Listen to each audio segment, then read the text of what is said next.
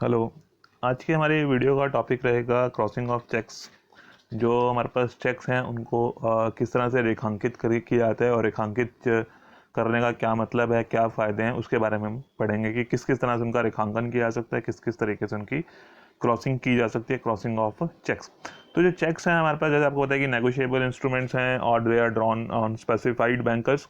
और इसमें जो है वो चेक्स हमारे पास दो तरीके के हो सकते हैं, क्रॉस चेक हो सकता है, ओपन चेक हो सकता है। ओपन चेक का मतलब है जो अनक्रॉस्ड है, जिसके ऊपर क्रॉसिंग नहीं की हुई है। वो जो अनक्रॉस चेक है उस पर क्या होता है कि जो पर्सन है जिसके पास वो चेक है वो बैंक के काउंटर पर जाकर उसकी पेमेंट रिसीव कर सकता है। तो हो सकता है कि जो बैंकर्स हैं, because they don't know each and everybody in the population, की जो जनसंख्या है, लोग हैं, उसमें से सभी को वो नहीं जानते हैं। तो हो सकता है कि कई बार काउंटर पे जो है वो गलत पर्सन को पेमेंट हो जाए, क्योंकि वो हर किसी को ट्रेस नहीं कर सकते, आइडेंटिफाई नहीं कर सकते हैं। तो क्या है कि वो जो ओपन चेक है, अनक्रॉस्ड चेक है, उसमें गलत पर्सन को पेमेंट हो सकती है।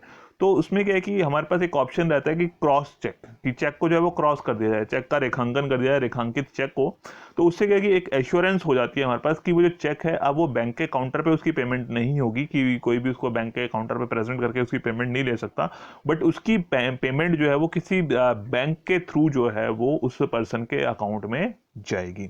जो पेई है उस पेई के अकाउंट में जो है वो किसी बैंकर के थ्रू, किसी बैंक के थ्रू जो है वो उस पर्सन के अकाउंट में जो है वो डिपॉजिट की जाएगी। तो उससे क्या है कि आइडेंटिफिकेशन जो है वो पॉसिबल हो जाती है कि किस पर्सन को वो पेमेंट मिली है। तो जो होल्डर है एक्चुअल में उसके अकाउंट में गई है या किसी दूसरे पर्सन को गई है, तो इन केस की अगर गलत पर्सन के अकाउंट में भी वो पेमेंट चली जाती है, तब भी उसकी आइडेंटिफिकेशन हो सकती है कि किस पर्सन को पेमेंट गई है। बट अगर काउंटर पे पेमेंट हो जाती है, कैश में पेमेंट उसकी हो जाती है, तो फिर आइडेंटिफिकेशन मुश्किल हो जाती है। तो इसलिए क्या है कि हम अपनी सेफ्टी के लिए उन चेक्स को जो है वो क्रॉस करके इशू कर सकते हैं। तो क्रॉसिंग का मतलब है कि जिससे जो है वो आपको एश्योर हो गया कि अब उसकी पेमेंट जो है वो काउंटर पर नहीं की जाएगी, बल्कि जो है वो किसी बैंकर के थ्रू जो है वो कलेक्टिंग बैंक के थ्रू जो है वो उस पे के अकाउंट में वो पेमेंट जो है वो क्रेडिट की जाएगी। तो चेक का फॉर्मेट आपको मैंने दिखाया था किस तरह से चेक होता है। ये किस बैंकर के ऊपर, स्पेसिफाइड बैंकर का चेक है, जिस बैंक के ऊपर वो चेक ड्रॉ किया गया है, किसको पेमेंट होनी है, कितनी अमाउंट की पेमेंट होनी है। यहाँ पे जो अभी कस्टमर है जिसने वो चेक इशू किया है, ड्रॉअर का जो है वो अकाउंट नंबर लिखा जाएगा, ड्रॉअर यहाँ पे सिग्नेचर करके उसको ऑथराइज करेगा। अमाउंट यहाँ पर जो है वो फिगर्स में, यहाँ पर जो है वो वर्ड्स में लिखी जाएगी। तो इस तरह से जो है वो चेक का फॉर्मेट है, किस डेट को वो इशू किया गया है वो डेट यहाँ पे लिखी जाएगी। अब जो चेक की वैलिडिटी है वो 3 मंथ्स की है, 3 मंथ्स के लिए वो चेक वैलिड रहेगा।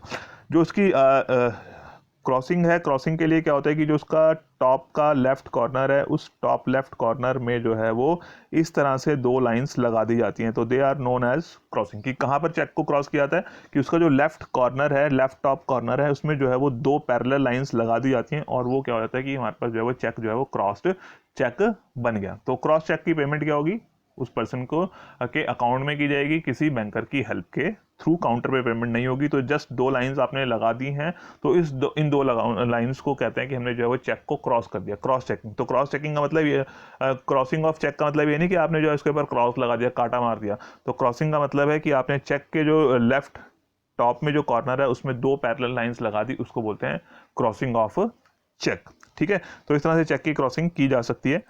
अब बात आती है कि किसके जो है वो चेक की क्रॉसिंग किस किस तरीके से हो सकती है। तो ये क्रॉस चेक और ओपन चेक के बारे में मैंने बता दिया आपको कि क्रॉस चेक भी हो सकता है और ओपन चेक भी हो सकता है। जब आपने क्रॉसिंग नहीं की हुई है, क्रॉस नहीं किया हुआ है, लाइंस नहीं लगाई हैं, पैरेलल लाइंस, तो वो ओपन चेक है। जब लगा दी तो वो क्रॉस चेक बन गया। देन काइंड्स और मोड्स ऑफ क्रॉसिंग, वो जनरल क्रॉसिंग भी हो सकती है, स्पेशल क्रॉसिंग भी हो सकती है। तो जनरल क्रॉसिंग सेक्शन 123 में डिफाइन की गई है और स्पेशल क्रॉसिंग जो है वो सेक्शन 124 में की गई है। ये जो आप एग्जांपल देख रहे हैं ऊपर, पहले वाली फिगर, फर्स्ट सेकंड थर्ड, ये है जनरल क्रॉसिंग अंडर सेक्शन 123।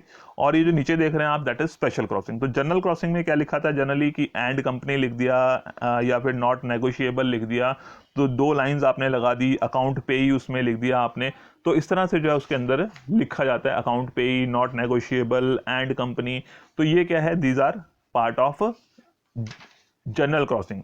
तो जनरल क्रॉसिंग में क्या है कि जिस अकाउंट पे ही, यानी कि उस पर्सन के अकाउंट में जाएगी, एंड कंपनी एक फॉर्मेट चला आ रहा है, उस फॉर्मेट के अकॉर्डिंगली एंड कंपनी लिख दिया कि इसको पे होनी है।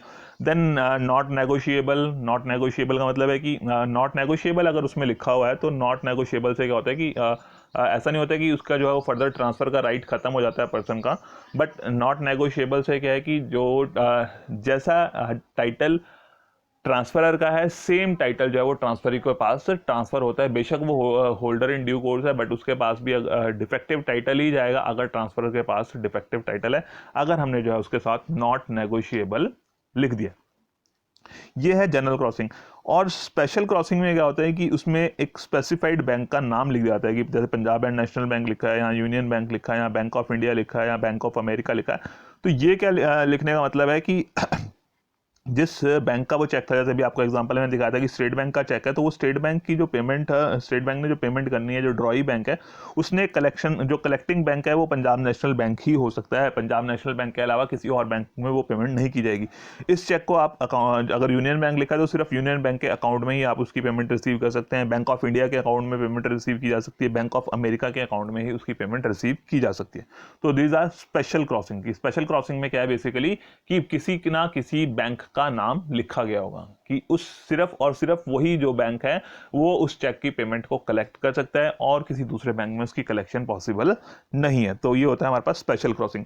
हम इन दोनों का कॉम्बिनेशन भी यूज कर सकते हैं, जैसे आपका and company Punjab and national bank, account payee only Punjab and national bank, account payee लिख दिया union bank, not negotiable bank of India, account payee bank of America. तो इस तरह से जो है वो दोनों का कॉम्बिनेशन भी यूज किया जा सकता है। तो जनरल क्रॉसिंग में क्या है कि जस्ट उसकी क्रॉसिंग की गई है, कंपनी का नाम लिख दिया, एंड कंपनी लिख दिया, अकाउंट पे ही लिख दिया, नॉट नेगोशिएबल लिख दिया, अंडर रुपीज लिख दिया कि इतने रुपीज तक ही मैक्सिमम उसकी पेमेंट हो सकती है, तो वो आपकी जनरल क्रॉसिंग होगी।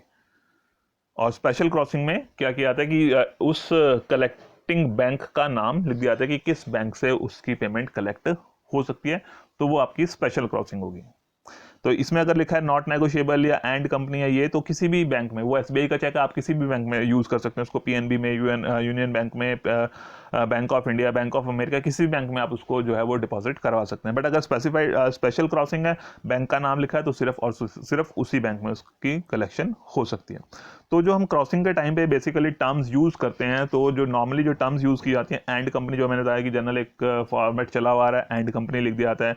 नॉट नेगोशिएबल, कई बार हम उसमें नॉट नेगोशिएबल लिखते हैं, तो जैसे मैंने बताया आपको, नॉट नेगोशिएबल का मतलब है कि ऐसा नहीं होता कि हमें लगे कि जिसको वो फर्दर ट्रांसफरेबल नहीं है, कि हम उसको फर्दर नेगोशिएट नहीं कर सकते, फर्दर ट्रांसफर नहीं कर सकते, तो उसका नेगोशिएबिलिटी का जो एसेंशियल क्वालिटी है वो खत्म नहीं होती। बट सिर्फ इतना फर्क पड़ता है कि जब आप उसको ट्रांसफर कर रहे होते हैं नेक्स्ट पर्सन को, तो जो पर्सन अगर होल्डर इन ड्यू कोर्स भी है, तब भी उसको जो है वो सेम टाइटल, वही टाइटल मिलेगा, मतलब वैसा ही टाइटल मिलेगा जैसा ट्रांसफरर के पास है। अगर ट्रांसफर का टाइटल जो है वो वैलिड टाइटल है, तो ट्रांसफरी को भी, होल्डर इन ड्यू कोर्स को भी वैलिड टाइटल मिलेगा। बट इन केस की ट्रांसफरर का टाइटल जो है वो डिफेक्टिव है, तो अगर उसका टाइटल डिफेक्टिव है तो होल्डर इन ड्यू कोर्स का भी टाइटल जो है वो डिफेक्टिव रहेगा।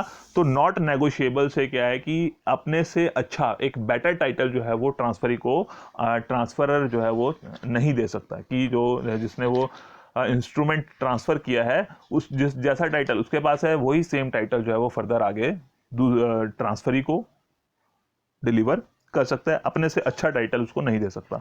अकाउंट पे ही जब दो लाइंस लग जाती हैं तो उसका मतलब ही अकाउंट पे ही होता है। तो वैसे अगर आपने लिख भी दिया तो account payee only, that means कि उस पर्सन के अकाउंट में ही उसकी पेमेंट की जाएगी, काउंटर पर उस चेक की पेमेंट नहीं हो सकती। तो अगर आपने जनरल क्रॉसिंग में जस्ट आपने 2 लाइंस लगाई हैं, 2 पैरेलल लाइंस लगाई हैं, जो मैंने आपको दिखाई थी अभी, तो वो पैरेलल लाइन लगाने से भी वो अकाउंट पे ही रहता है। अंडर रुपीज की आप इसमें मेंशन कर सकते हैं कि जितने का आपने चेक इशू किया, तो लेस देन दैट रुपीज की उस मैक्सिमम उतने रुपए तक ही उसकी पेमेंट होनी है। तो कई बार वो जो है वो अंडर रुपीज भी वहां पर क्रॉसिंग के टाइम पर लिख दिया जाता है।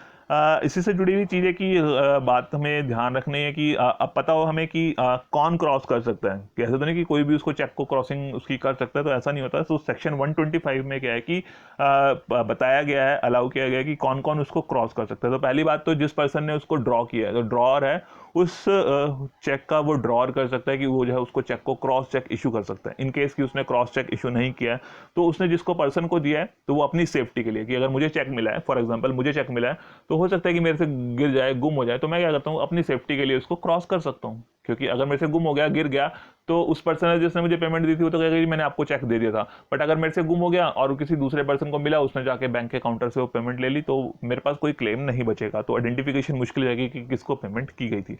बट अगर मैं उसको अपनी सेफ्टी के लिए होल्डर, यानी कि मेरे पास वो पेमेंट मिलनी थी, तो मैंने क्या किया कि उसको क्रॉस कर लिया। तो होल्डर जो है उस चेक को वो क्रॉस कर सकता है। तो अगर होल्डर चाहे तो उसको जनरल क्रॉस कर सकता है। जनरल क्रॉसिंग में जो आपको बताया कि एंड कंपनी, अकाउंट पे ओनली, नॉट नेगोशिएबल, वो लिखा जा सकता है। इन केस की अगर मुझे ज़्यादा सेफ्टी चाहिए तो मैं उसी चेक को जो है वो अगर वो क्रॉस चेक था तो उस क्रॉस चेक को, या मैंने क्रॉस करना है तो जनरल क्रॉसिंग की जगह स्पेशल क्रॉसिंग भी कर सकता हूँ। जनरल क्रॉसिंग को स्पेशल क्रॉसिंग में कन्वर्ट कर सकता हूँ कि जी मेरा अकाउंट पीएनबी में है, तो सिर्फ मैं उस पर लिख देता हूँ पीएनबी, पंजाब नेशनल बैंक। तो पंजाब नेशनल बैंक में अपनी उसकी जो है वो सेफ्टी के लिए उसको जो है वो क्रॉस कर सकता हूँ। तो ड्रॉअर कर सकता है, होल्डर कर सकता है, और स्पेशल केसेस में बैंकर्स भी जो है उस चेक को क्रॉस कर लेते हैं। तो स्पेशल केसेस क्या होते हैं कि इन केस की अगर वो जो बैंकर है, जो कलेक्टिंग बैंक है, वो कलेक्टिंग बैंक जो है वो अपने किसी और दूसरे बैंकर के थ्रू या अपने एजेंट के थ्रू उसको कलेक्ट करवाना चाहते हैं, तो जो कलेक्टिंग बैंक है, फॉर एग्जांपल पीएनबी लिखा है, तो पीएनबी उसको किसी दूसरे बैंक के थ्रू कलेक्ट कराना चाहता है, तो वो उसको जो है वो उसकी स्पेशल क्रॉसिंग जो है वो कर सकता है। और स्पेशली क्रॉसिंग में वो किसी दूसरे बैंक की क्रॉसिंग उसमें कर सकता है कि पीएनबी ने जो है उसको यूनियन बैंक ऑफ इंडिया के लिए कर दिया या यूनाइटेड बैंक ऑफ इंडिया के लिए कर दिया, तो वो उस बैंक के लिए उसकी क्रॉसिंग की जा सकती है। अगर वो कलेक्टिंग बैंक जो है, जो स्पेशल जिसकी क्रॉसिंग की गई थी, अगर वो बैंक उस चेक की कलेक्शन अपने किसी एजेंट के थ्रू या किसी दूसरे बैंकर के थ्रू करवाना चाहता है, तो उसकी स्पेशल क्रॉसिंग वो चेंज कर सकता है बैंकर। तो होल्डर के पास, ड्रॉअर के पास राइट है उसको क्रॉस करने का, होल्डर के पास राइट है, और बैंकर के पास है। तो ये था क्रॉसिंग ऑफ चेक के बारे में। Okay, thank you.